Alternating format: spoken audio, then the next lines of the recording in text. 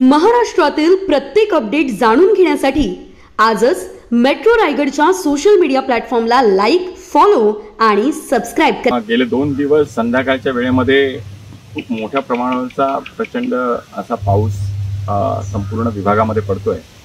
मी काल मुरुड तालुक्यामध्ये असताना मुरुड तालुक्यातल्या शिरगाव, ताडवाडी, ताडगाव, सातिर्डे, वळके, येसदे, आमली, त्याचबरोबर पारंगण असेल, दाकेली असेल, काकळघर असेल, या सगळ्या परिसरामध्ये जी काही शेती ही शेवटच्या क्षणाला कापणीच्या अवस्थेमध्ये आली होती।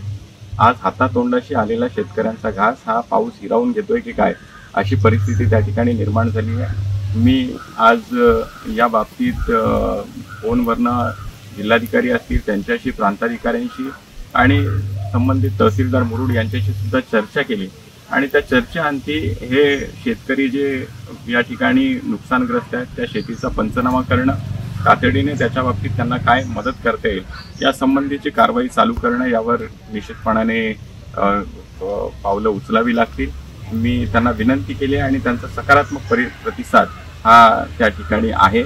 मला विश्वास आहे की शेतकऱ्यांना या ठिकाणी मिळणारी मदत जी आहे किंवा पंचनामे जे आहेत ते तातडीने सुरू होतील।